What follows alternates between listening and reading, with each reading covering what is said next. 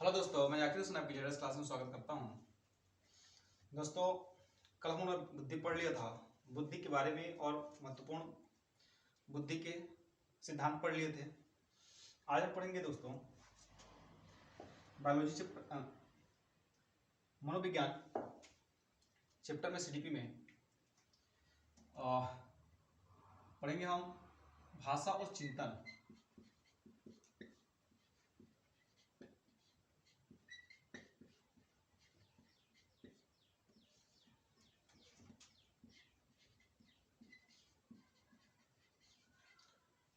Language and thought.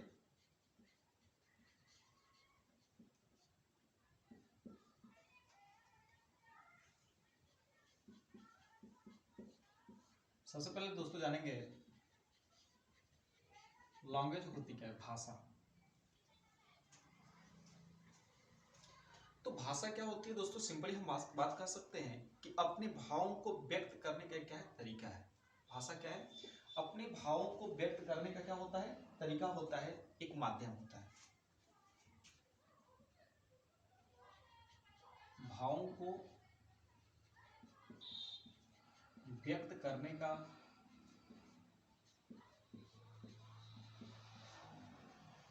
एक माध्यम है।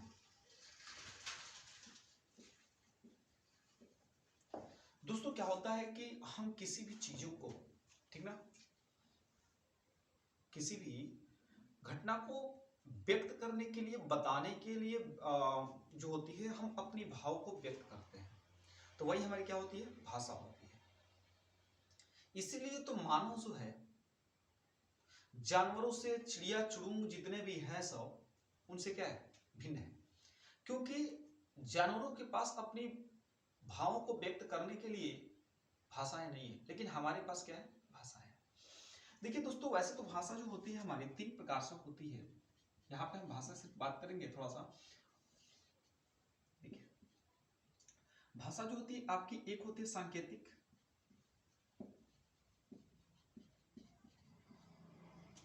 दूसरी होती है मौखिक, उसके बाद लिखित। ठीक है, ये 3 भाषाएं होती है। क्या होगा कि सबसे पहले भाषा को आप सांकेत रूप से करेंगे। सांकेतिक मतलब क्या है कि अब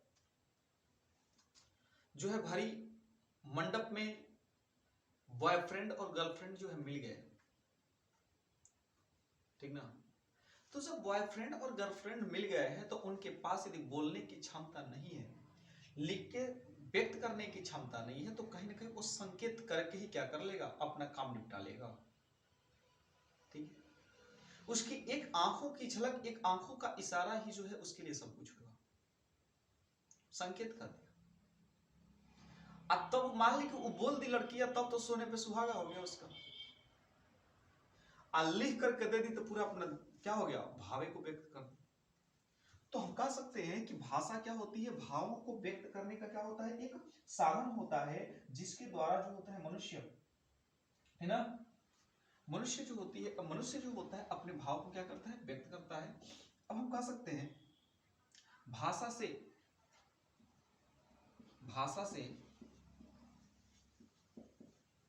बौद्धिक क्षमता, भाषा से जो होती है दोस्तों बौद्धिक क्षमता, भाषा से बौद्धिक क्षमता को अभिव्यक्त किया जाता है।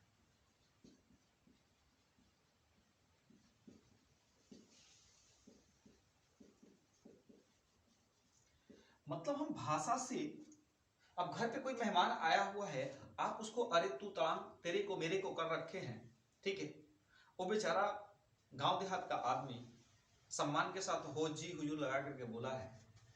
अब आकर के आप बांद्रा वाली पनवेल वाली घटनाएं जो है तेरे को मेरे को करना बोलेंगे, तो वो बेचारे का पारा तो हाई हो जाएगा, और ऐसे गर्मी का सीजन रहेगा तो वह पारा हाई होगा और तुरंत पटक के पीटना भी शुरू कर देगा, आने तो झगड़ा तो कर ही लेगा, ये तो गारंटी है। तो करें कि भाषा से हमारी बौद्धिक क्षमता, यदि हम किसी को बोलते हैं, किसी से बातचीत करते हैं, ठीक है, जिस भाषा में हम बात करते हैं, जिस लहजे में बात करते हैं, उससे हमारी मानसिक एबिलिटी जो होती है, फिर मेंटल एबिलिटी जो होती है, मानसिक क्षमता जो होती है, बौद्धिक क्षमता जो होती है, उसको हम व्यक्त कर देते हैं। इसीलिए कहा जाता है, ठीक ना। अब देखिए एक लड़की कितना हो भी घर पे जो होगी वो चुड़ैल जैसा व्यवहार करेगी दोस्तों, ठीक है, सबसे झगड़ा कर रही है, लेकिन जिस दिन उसको देखने वाले आएंगे ना, वो माता जी को भी, अपनी मम्मी को भी माता जी कह के बोलती है। अब आज जिस भैया को गाली भी देती होगी ना, उसको भी बड़ी प्रेम से बोलती है, अब पिताजी को बड़ा प्रेम से बोलेगी, ठीक ना। लेकिन जाने के बाद जैसे ही घर वाले जाएंगे रिश्तेदार, वो अपने अपने अवतार में आ जाती है। तो क्या है, कहीं ना कहीं क्या है कि यदि वो वहां पर मान लीजिए देखने वाले लोग आए, मम्मी को कहा रे मम्मी, क्या होगा भाई, उसकी बौद्धिक क्षमता, और जो आया है रिश्तेदार देखने भड़क जाएगा, भैया बिना चाय पिए उसका दिमाग गर्म हो जाएगा चाय पानी का, कि भाई ये तो अभी अपने घर पे ऐसा करा, मेरे साथ पे क्या होगा।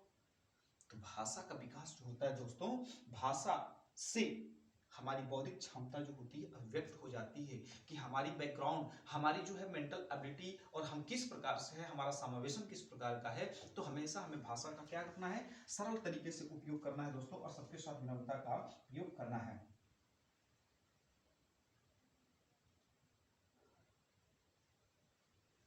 देखिए भाषा में हम कह सकते हैं यहां पे भी कि भाषा में वे सभी भाषा में संप्रेषण के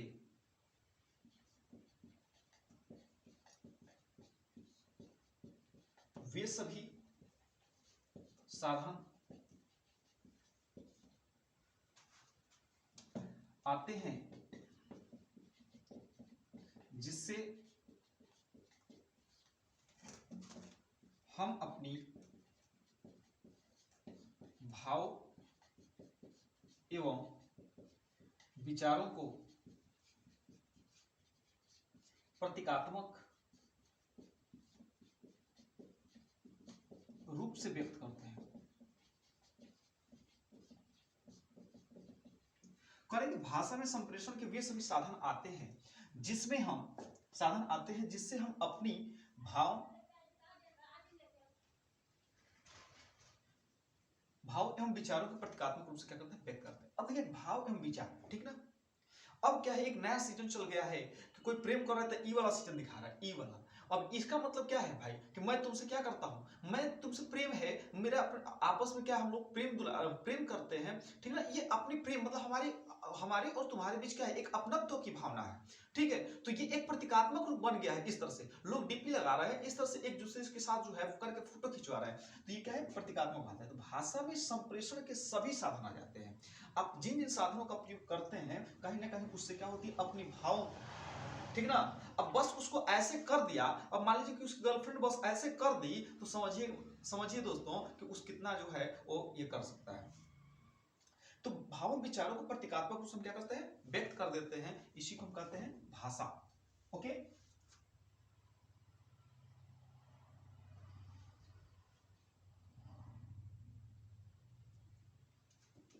अब यहां पे हम एक और बात कर सकते हैं कि वाणी जो होती है, वाणी भाषा का दूसरा रूप होता है, भाषा का सेकेंड रूप होता है।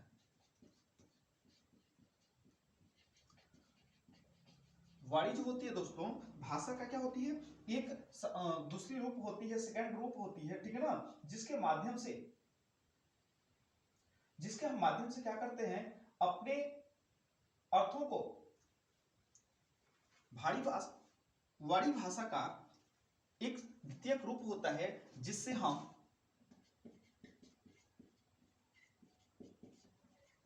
अपनी भावों को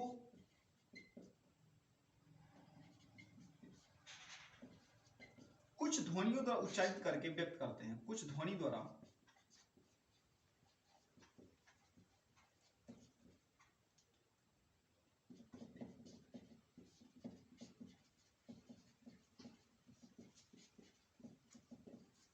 समझ आ रही है। तो हम क्या करते हैं, बाणी ही भाषा है। भाषा क्या है, बाणी। जैसे बालक जब जन्म लेता है तो यहाँ देना कर देता है तुरंत, तो यहाँ देना कर जैसे कर देगा, उसकी भाषा शुरू हो गई, ठीक है, उसकी भाषा शुरू हो गई।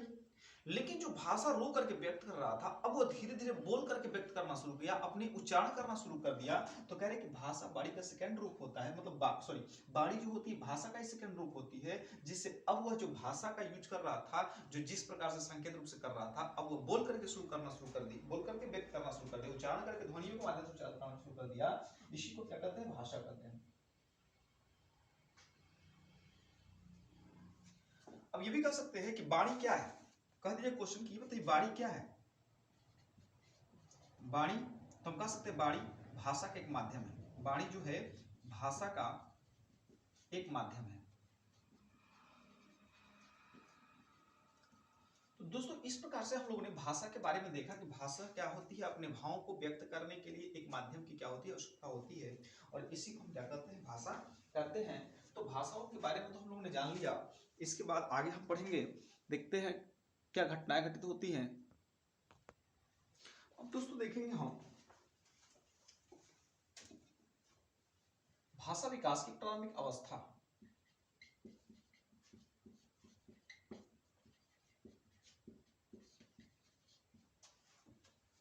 भाषा विकास की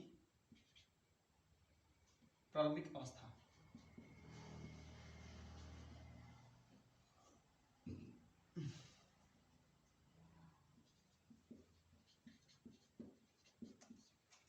first stage of language development.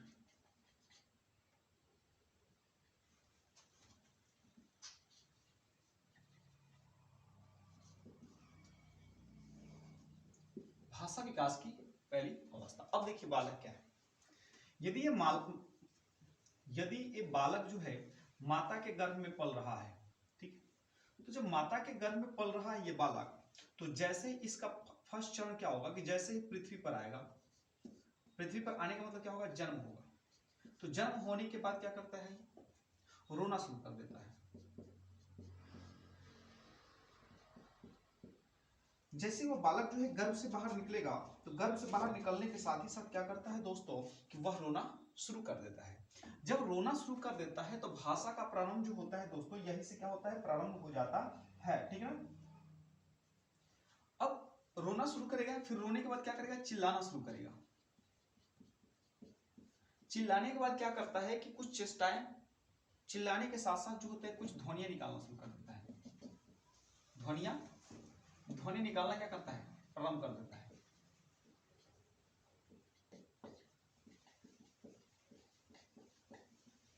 मतलब हमने क्या देखा कि पृथ्वी पर बालक जो है ये जन्म ले रखा, और जैसे ही जन्म लिया बालक, ठीक है ना, तो पृथ्वी पर जैसे ही जन्म लेना तो वह रोना शुरू कर देता है, और रोना शुरू करने के बाद जो होता है चिल्लाना शुरू करेगा, और चिल्लाते चिल्लाते जो होते हैं आपस में इंटरकनेक्ट होते होते उसके अंदर जो होती है ध्वनि निकलना क्या होती है? शुरू हो जाती है। तो मतलब भाषा का क्या विकास हो जाता है। अब देखिए ये जो चीजें होती हैं यह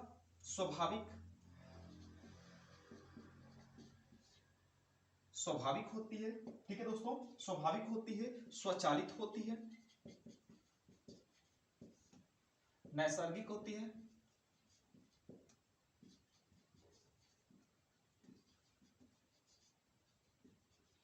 मतलब क्या कर सकते हैं कि हम इसको सीखा नहीं जाता है, भाषा को जो है सीखा नहीं जाता है। जैसे मातृभाषा जो होती है उसको सीखा नहीं जाता है, ठीक ना।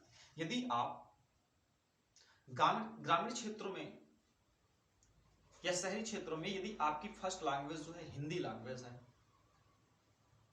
यदि आपकी फर्स्ट लैंग्वेज जो है इंग्लिश लैंग्वेज है, यदि फर्स्ट लैंग्वेज जो है आपकी भोजपुरी है, तो बच्चा जैसे ही घर में जन्म लेता है, जन्म लेने के बाद वह रोना चिल्लाना ध्वनियों का निकालना शुरू कर देता है, धीरे धीरे जो होता है उसके बाद उसके अंदर जो होती है एक भाषा विकास होती है। तो हमें भोजपुरी, हिंदी या अंग्रेजी भाषा जो होती है उसको सिखानी नहीं पड़ती है, क्योंकि जो उसकी माँ बाप की भाषाएं होती है वो ऑलरेडी क्या करता है? अपने आप सीख लेता है। हमें इसको सिखाने की क्या होती है? आवश्यकता नहीं पड़ती है दोस्तों, ठीक है। और क्या होता है कि बालक जो होता है, ठीक ना,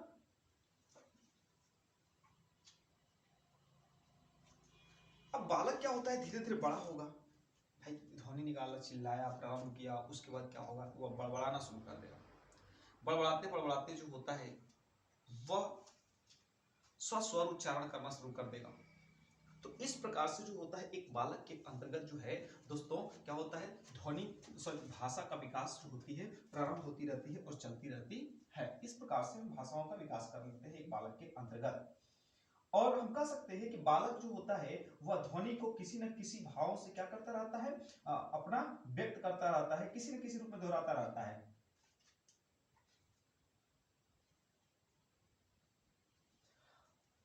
और जब बालकों को ये समझ में आने लगती है धीरे धीरे, आपके हम कह सकते हैं कि धीरे धीरे वो बालक जो होता है उसको आपकी भी भाषा, उसके आपको भी हाव भाव, तौर तरीके, नियमावली, वह बालक जो होता है जैसे आपके साथ रहता है तो उसको भी क्या होती है, समझ आने लगती है बालक के अंतर्गत। तो हम लोगों ने देखा कि भाषा का विकास प्रारंभ अवस्था में कैसे हुआ।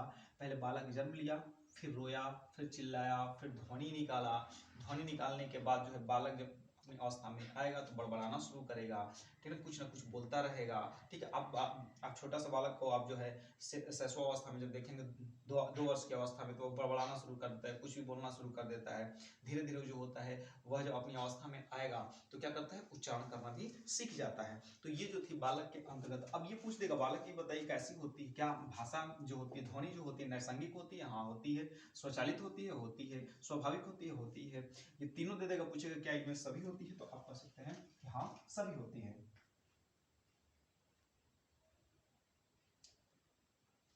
अब देखिए भाषा का महत्व क्या है।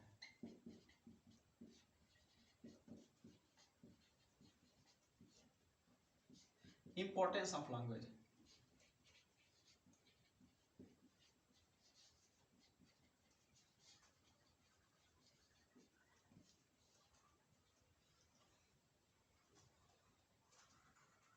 तो पहले कह सकते हैं इच्छाओं और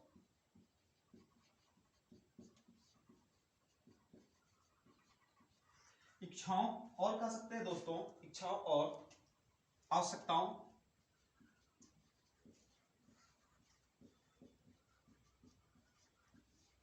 की अभिव्यक्ति।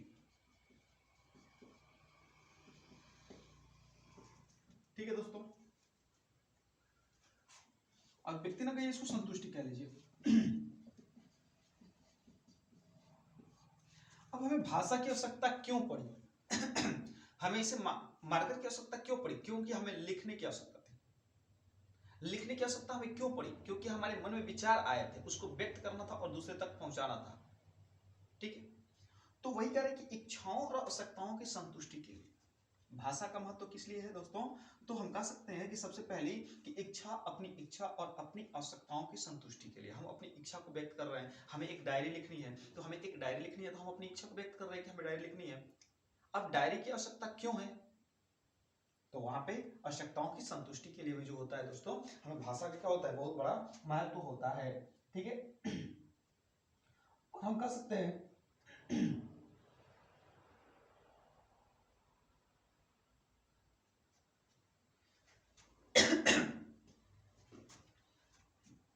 दूसरी तो कह सकते हैं ध्यान खींचने के लिए।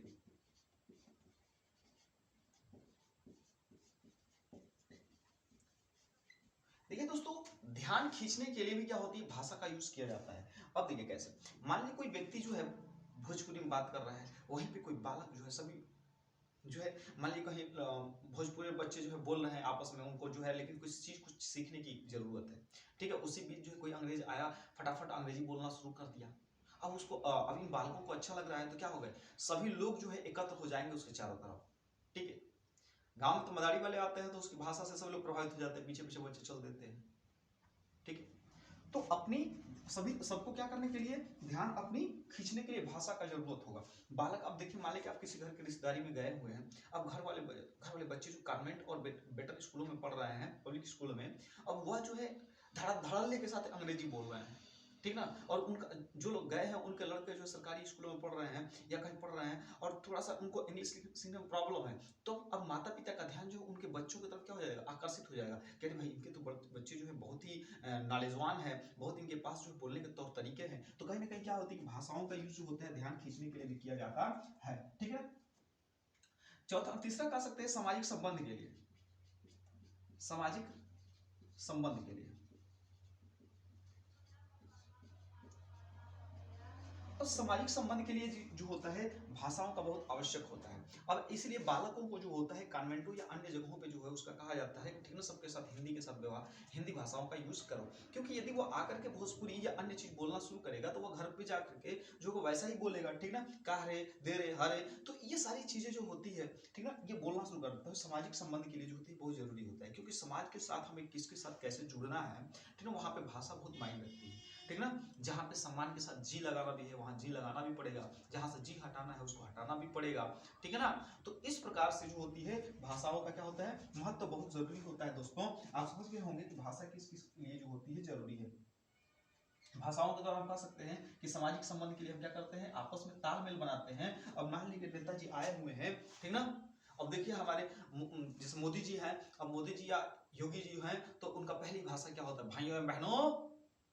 अब क्या होती है, ये जो होती है उनकी भाषा जो होती है जैसे ऐसा लगता है कि अपनत्व की चीज बोल रहे हैं, और वो अपनत्व की चीजों को बोलने के साथ जो होते हैं सबके ध्यान को क्या करते हैं, अपनी ओर आकर्षित कर लेते हैं, जैसे ये भाइयों और बहनों वाला शब्द निकालते हैं, ठीक है। तो अपनत्व की भावनाओं को धीरे धीरे क्या करते हैं, खींचने की कोशिश करते हैं। तो ये भाषाएं जो होती है और आपस में फिर क्या होते हैं, तालमेल बना लेते हैं, इन अंतः क्रिया कर लेते हैं, तब तक आप इंसान की मानसिक भाव को क्या कर सकते हैं, भाप सकते हैं। दोस्तों तो ये जो थी आपकी सामाजिक संबंध के लिए है। और हम कह सकते हैं 4 नंबर पे, 4 नंबर घटना में क्या हो सकती है, सामाजिक मूल्यांकन के लिए, सामाजिक मूल्यांकन के लिए,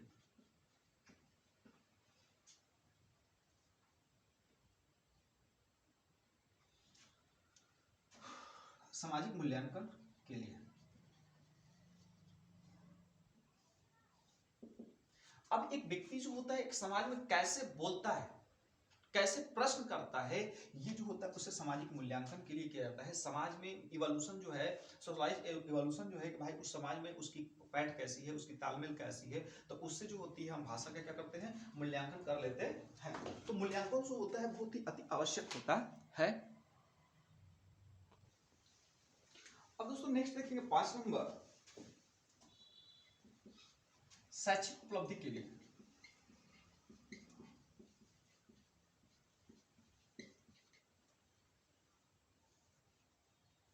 शैक्षिक उपलब्धि के लिए हम कह सकते हैं कि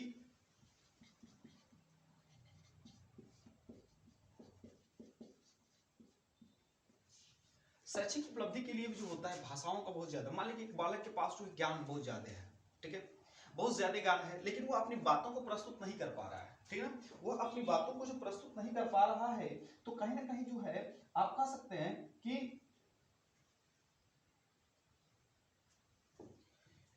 आप कह सकते हैं यदि एक बालक मान लीजिए बहुत ज्यादा शिक्षित है, उसके पास नॉलेज बहुत ज्यादा है, लेकिन वो अपनी भावों को व्यक्त नहीं कर पा रहा है, तो जब भावों को व्यक्त नहीं कर पा रहा है तो आप उससे कहेंगे कि इसके पास जो शैक्षिक योग्यता नहीं है, ठीक है ना। तो भाषा का जरूरी जो होता है शैक्षिक उपलब्धि में भी होता है। 6 नंबर पे आप कह सकते हैं कि दूसरे के विचारों को प्रभावित करने के लिए।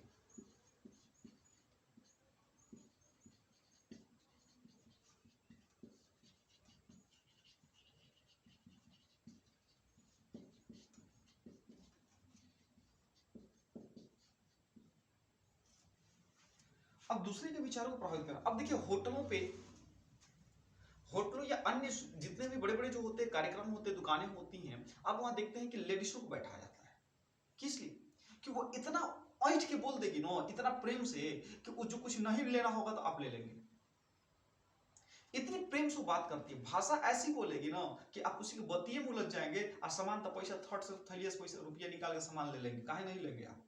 तो देखते हैं कि ज्यादातर होटलों पे जो होती है इस लेडीजों को ही रखा जाता है कि जिससे उनका क्या हो जाए, भाषाओं का जो होगा दूसरे को विचारों क्या करे, प्रभावित करे, और दूसरे के विचारों को प्रभावित करे तो लोग जो है उसकी भाषा से आकर्षित हों, और आकर्षित कब होंगे, जब उसके पास भाषा का क्या होगा, बहुत ही ज्ञान होगा। और जिनके पास भाषा बहुत ज्यादा होती है वो परिवार, मित्र, सगे संबंधियों को बहुत ज्यादा क्या करते हैं, प्रभावित करते हैं। दोस्तों तो हम लोगों ने देखा कि भाषा का विकास जो है भाषा का महत्व किस लिए है और क्यों अति आवश्यक है भाषा। यदि आपके पास भाषा नहीं है तो आप बेकार है, क्योंकि एक स्टेज से करने वाला जो होता है उसके पास क्या होता है, भाषा का ही पावर तो होता है।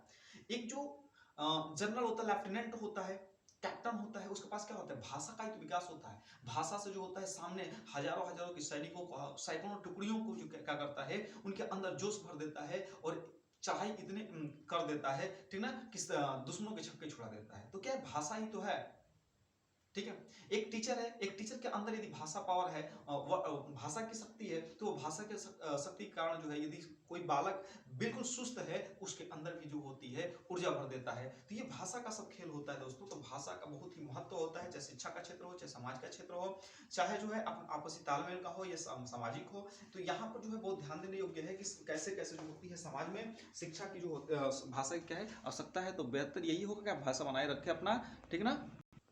अब दोस्तों पढ़ते हैं भाषा विकास के सिद्धांत। भाषा विकास का सिद्धांत,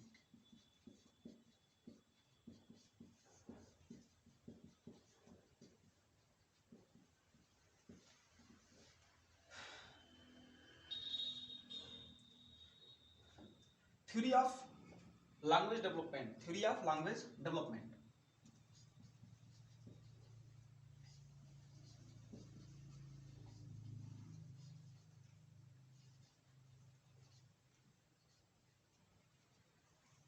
भाषा विकास का सिद्धांत, देखिए तीन चीजें आती हैं। एक है अनुबंध का सिद्धांत, ठीक है दोस्तों, अनुबंध का सिद्धांत आता है, अनुबंध।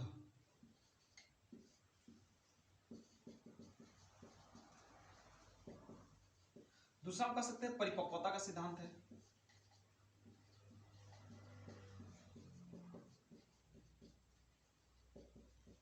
तीसरा आप कह सकते हैं परिपक्वता के बाद अनुकरण का सिद्धांत है।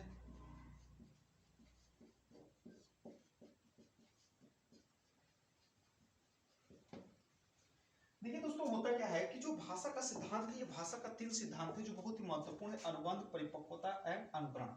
अब परिपक्वता में क्या होती है कि जैसे आप परिपक्व हो जाएंगे किसी चीज को जानने के लिए, तो आपकी भाषाएं जो होती है, ठीक ना, वो पूरी तरह से जो होती है सोच समझ के साथ क्या होती है, निकलती है। तो ये तो परिपक्वता के सिद्धांत में आप समझ सकते हैं कि परिपक्वता कैसे आती है, ठीक ना, कि हर बालक के अंतर्गत जो होती है कहीं ना कहीं परिपक्वता देखने को मिलती है। अब अनुबंध के सिद्धांत में हम समझ सकते हैं कि अनुबंध के सिद्धांत देखिए, जब बालक छोटा होता है तो सबसे पहले क्या होता है, उसको उन सारी चीजों के बारे में नहीं पता होता है जो चीज उसके सामने नहीं होती है।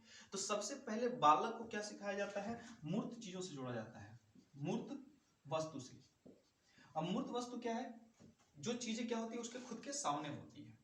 वो चीज सामने क्या होती है, जैसे ए फॉर एप्पल पढ़ाया जाता है तो किताब वाला जो होता है, जो बुक वाला होता है, वो बुक के पेज पर प्रिंट कर दिया होता है सेब। अब सेब उसको उसको जोड़ा जाता है, लेकिन सेब को दिखाया जाता है, लेकिन जैसे ही बालक बड़ा होता जाता है, उस सेब के बारे में धीरे धीरे क्या करता है, जानते चला जाता है। तो ये इसको कहते हैं हम परिपक्वता का सिद्धांत, सॉरी अनुबंध का सिद्धांत कहते हैं। और नेक्स्ट आता है अनुकरण का सिद्धांत दोस्तों। तो अनुकरण के सिद्धांत में यह देखने को मिलती है कि भाषा जो भी होता है, ठीक ना, भाषा अनुकरण का सिद्धांत, अनुकरण का मतलब होता है फॉलो करना। अब यहाँ पे जो भाषाएं हम बोलते हैं, बालक भी जो होते हैं वही भाषाओं का क्या करते हैं, प्रयोग करते हैं। इसीलिए जो होता है, जो बालक शैशवावस्था में हो, तो बेहतर यही होता है कि बालक जो है हम गाली गलौज या अन्य चीजों से दूर रखें, क्योंकि शैशवावस्था में बालक का मस्तिष्क जितनी तेजी से विकास करता है, ऐसा माना जाता है कि 90% जो होता है मस्तिष्क ऐसे डेवलप हो जाता है।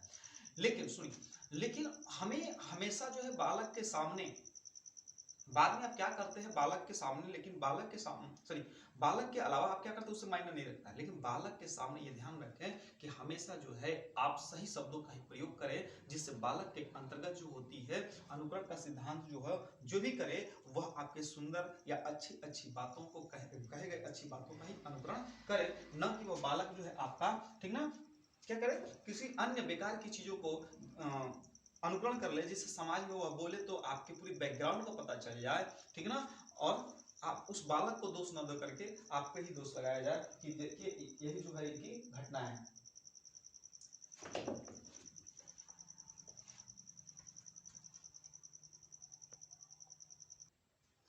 देखेंगे दोस्तों, हम पढ़ेंगे भाषा विकास को प्रभावित करने वाले कारक।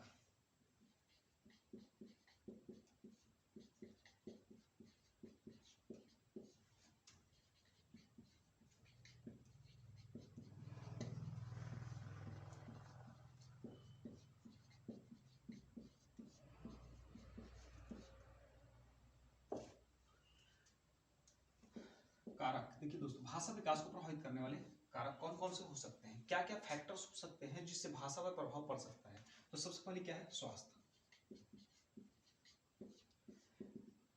हम कह सकते हैं दोस्तों कि देखिए, हमें भाषा विकास को प्रभावित करने वाले हमें स्वास्थ्य का सबसे जरूरी होना चाहिए, क्योंकि देखिए जब तक आप स्वस्थ नहीं रहेंगे, ठीक है, तो आपकी जानी गई बातें, जो चीज आप जानते हैं भली बाती, उस चीज को भी नहीं कह पाएंगे।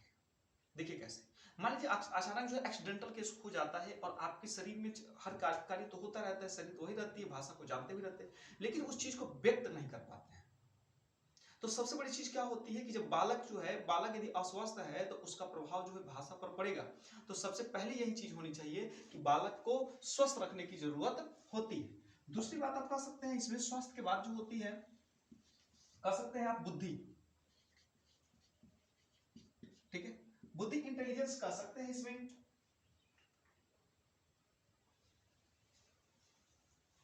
अब देखिए बुद्धि, हरलाख जी ने बताया, हरलाख जी ने क्या कहा था कि जिन बच्चों के अंतर्गत बौद्धिक उच्च होती है, बौद्धिक क्षमता उच्च होती है, उनके अंदर भाषा का विकास भी क्या होता है, उच्च होता है। मतलब जिनके पास बुद्धि जो होती है, अब बुद्धि कब होगी, जब स्वस्थ शरीर रहेगा। अब स्वस्थ शरीर स्वस्थ ना है, पूरे दिन मान लीजिए मास्टर साहब जो है स्कूल में बालक गया है और पूरे दिन जो है उसको कुदाए हैं, पढ़ाए हैं, खिलाए हैं, दौड़ाए हैं 4 घंटे, और बेचारा वो स्कूल से आ रहा है बिना टिफिन किए हुए, आ रहा है, आप टिफिन नहीं लेके गया है, आ रहा है विद्यालय से, और तब तक जो है आकर के मम्मी जैसे ही कहती है, बच्चा देखो ये करो और ले करके जाओ, क्या करना है, थोड़ा सा घर पे काम है, आप चले जाओ, भैंस चराने जाना है। अब बालक का क्या होगा, मुठ तो सटक जाएगा ना, अब मुठ सटक जाएगा, वो चला तो जाएगा, लेकिन क्या होगा कि जाके भैंसिया को 2-4 सोटा दे देगा। तो सबसे बड़ी चीज क्या होती है दोस्तों, देखने को मिलती है ये कि हमें बुद्धि तभी स्वस्थ रहेगी जब हम स्वस्थ रहेंगे। तो बुद्धि के लिए हरलाख जी ने कहा कि जिस बालक की बौद्धिक क्षमता उच्च होती है, उसके अंदर क्या होता है, भाषा का विकास भी जो होता है वह उच्च होता है। अब देखिए तीसरा आप कह सकते हैं सामाजिक आर्थिक स्थिति।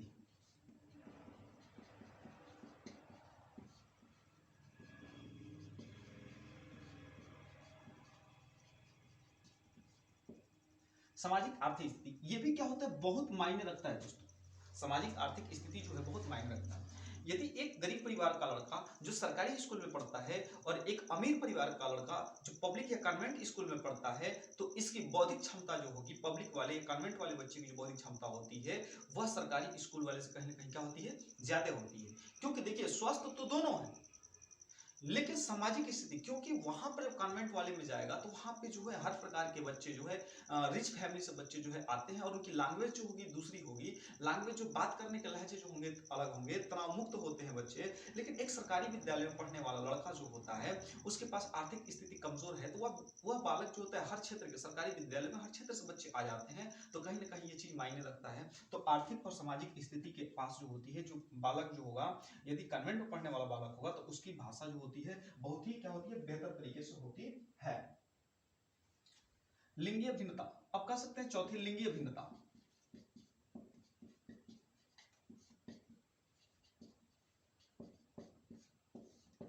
अब लिंगीय भिन्नता में देखिए, जो बालिकाएं होती हैं बालकों की अपेक्षा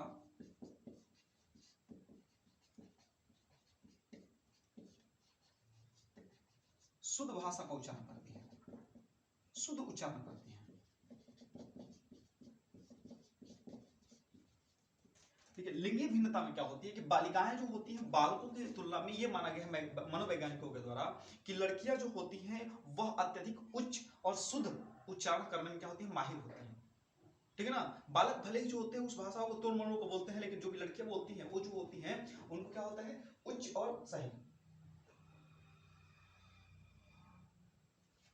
उसके बाद जो है इसमें परिवार का आकार भी मायने रखता है दोस्तों, परिवार का आकार।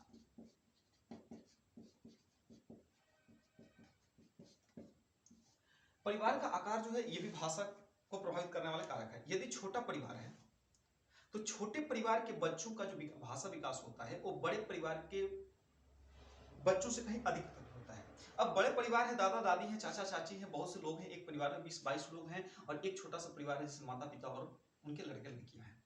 तो जिनके परिवार में माता पिता और लड़के लड़कियां हैं, यदि मम्मी पापा का बिहेव जो है अच्छा है तो बच्चों के अंतर्गत जो होगा अच्छा विकास होगा। लेकिन जिस परिवार में 20-22 लड़के लड़कियां हैं, 20-22 लोग जो हैं शामिल हैं, उस परिवार के अंतर्गत क्या होगा कि भाषा का विकास जो होगा छोटे परिवार की तुलना में क्या होगा, थोड़ा सा डिस्टर्ब होगा, बेकार का होगा। कैसे होगा? क्योंकि हर लोग जो होंगे उस तरह से बच्चों को नहीं भाग पाएंगे जिस तरह से माता पिता जो है उनको कर सकते हैं उनके साथ बिहेव। ठीक है ना? उनको भी जो है हो सकता है कभी कभी गालियों का सामना भी करना पड़े, हो सकता है कि जो है उनका अभद्र भाषाओं का यूज करना पड़े। ठीक ना? तो ये सारी चीजें जो है परिवार का आकार भी जो होता है भाषा पे बहुत बड़ा योगदान देता है अपना। ठीक है?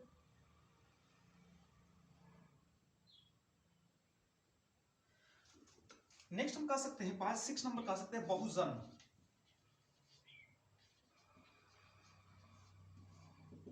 अब एक साथ कई बच्चों का जन्म होता है, बहुजन्म होने से भी क्या होता है कि बच्चों के अंतर्गत भाषा का विकास क्या होता है, विलंब से होता है। तो बहुजन्म जो होता है कि मतलब कई बच्चे जो है क्रम वाइज मान 1 2 3 बच्चे, तो इस प्रकार से जितने भी बहुजन्म यदि बच्चे होंगे तो उनमें भाषा का विकास जो होगा क्या होता है, विलंब से होता है, देर से होता है। तो ये भी मायने रखता है। 7वां हम भाषा कह सकते हैं इसके अंतर्गत द्विभाषावाद। द्विभाषावाद, द्विभाषावाद के अंतर्गत देखिए दोस्तों क्या होता है। अब मान लीजिए कि मम्मी मम्मी जो है यहाँ पे इनको आती है इंग्लिश और यहाँ पे डैड जो है इनको आती है हिंदी, और ये है बेचारा बालक, स्टूडेंट।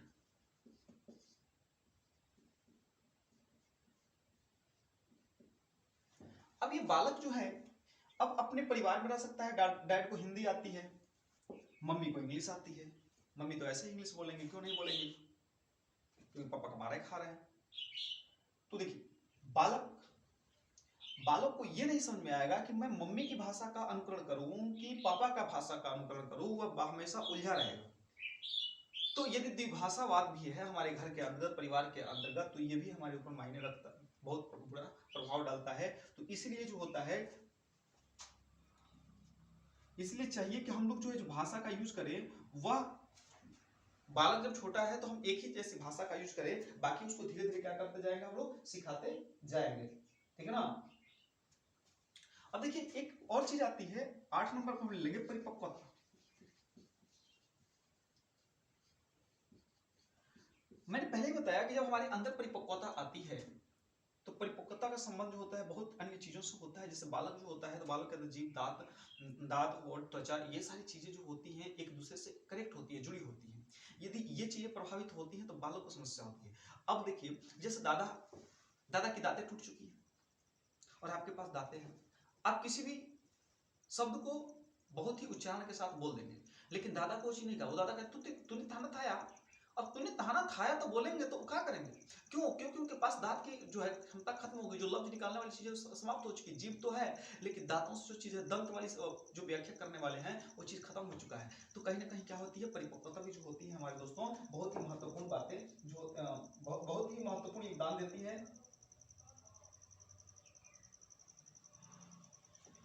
अब उसके बाद हम कह सकते हैं 9 नंबर संवेगात्मक तनाव। संवेगात्मक तनाव, संवेगात्मक, इमोशनल। अब जिन बच्चों का, जो भी बच्चे हैं, यदि उन बच्चों का संवेग जो है आप दमन कर देंगे, हमेशा उसको डरा करके धमका करके रखे हैं, हमेशा किसी चीज को बोलने में झिझक कर रहा है, उसको बोलने का टाइम नहीं दे रहे हैं बालक को, ठीक ना, वो उसको अभिव्यक्ति करने का टाइम नहीं दे रहे हैं, तो ये समझिए कि उस बालक के अंदर भाषा का विकास जो बहुत देर से होगा। तो वैसे ही लोग बोलते हैं कि मेरा लड़का तो बोलता ही नहीं है, बहुत लड़का कम बोलता है। अरे भाई गधा कैसे बोलेगा वो, उसको तो आपने खुशियों का दमन कर दिया, उसकी प्रसन्नताओं का दमन कर दिया है। जब भी बोलना चाहा आपने उसको दबा दिया है, तो कहां से बोलेगा। तो संवेगात्मक तनाव भी जो होता है क्या करता है, बहुत ही प्रभाव डालता है। और व्यक्तित्व जो होता है, एक भाषा और हम कह सकते हैं यहाँ पे 10 नंबर में व्यक्तित्व, पर्सनालिटी।